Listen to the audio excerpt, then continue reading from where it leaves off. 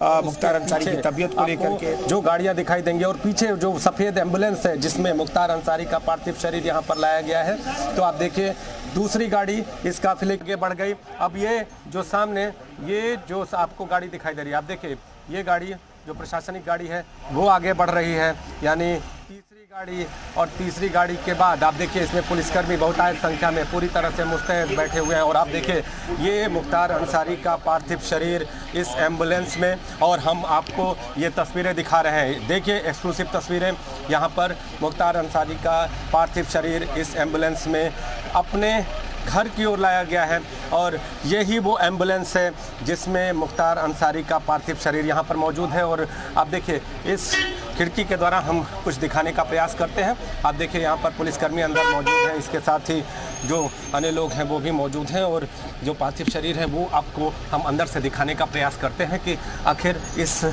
जो गाड़ी के भीतर है, जो एम्बुलेंस के भीतर क्या है। तो आपको हम तस्वीरें दिखा रहे हैं, और देखिए ये जो तस्वीरें हैं वो बेहद ख़ास मुख्तार अंसारी का पार्थिव शरीर उनके घर पर पहुंच चुका है। अब की अपडेट मैं आपको बता दूं कि मुख्तार अंसारी का पार्थिव शरीर उनके घर तक पहुंच चुका है। चाक चौबंद सुरक्षा व्यवस्था और पुलिस प्रशासन का घेरा आप देखिए यहाँ पर, और गाड़ियों का काफिला। ये देखिए आपको उमर अब तो महिलाएं भी हैं पीछे। आप देखिए यहाँ पर उमर अंसारी इस गाड़ी में मौजूद, और जो ये गाड़ी आपको जाती हुई दिखाई दे रही है, आप देखिए इस गाड़ी में महिलाएं मौजूद हैं। और अब मुख्तार अंसारी का पार्थिव शरीर उनके घर के भीतर प्रवेश कर चुका है। कड़ी सुरक्षा व्यवस्था के बीच यहाँ पर जो पार्थिव शरीर है वो लाया जा चुका है। अगर बात करें तो एम्बुलेंस जिसमें पार्थिव शरीर था मुख्तार अंसारी का, उसके पीछे उमर अंसारी और उसके पीछे महिलाओं की एक गाड़ी भी मौजूद थी। पार्थिव शरीर के आगे पुलिस की एक वैन चल रही थी जिसमें बहुतायत संख्या में, अगर बात करें तो उसमें 15 से 20 की संख्या में पुलिसकर्मी मौजूद थे।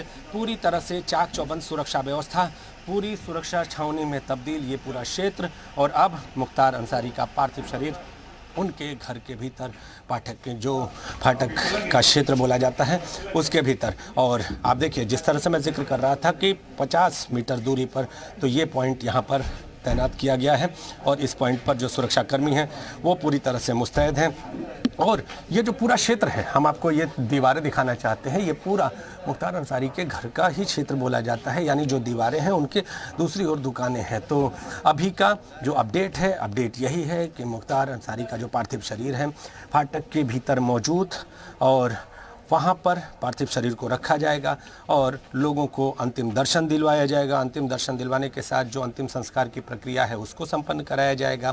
फिर जो नमाज अदा होगी, यानी जनाजे की जो नमाज अदा होगी उसको यहाँ पर संपन्न कराया जाएगा। उसके बाद यहाँ से पार्थिव शरीर को कब्रिस्तान की ओर ले जाया जाएगा और वहाँ पर सुपुर्द खाक किया जाएगा। तो जो नियमानुसार अभी तक का अपडेट है वो मैं आपको बता रहा हूँ।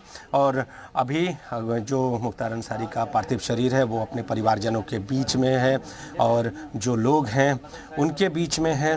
और अगर बात करें तो जो उनके बेटे हैं उमर अंसारी पीछे मौजूद थे, उनके पीछे कुछ महिलाएं मौजूद थी। बाहर यहाँ पुलिस का जो पहरा है वो है। और दूसरी ओर कुछ देर पहले की जहां हम तस्वीरें दिखा रहे थे, समर्थकों की भारी भीड़ और सुरक्षा का ये पूरा घेरा देखिए किस तरह से चाक चौबंद सुरक्षा व्यवस्था के बीच यहाँ पर जो पार्थिव शरीर है वो लाया गया है। ये पुलिस के मुस्तैद जवान अब फिर से एक बार फाटक की ओर बढ़ते हुए, जो मैदान है फाटक की ओर, अगर बात करें तो फाटक के भीतर जो सहन है, जो मैदान है, वहाँ पर पार्थिव शरीर रखा जाएगा।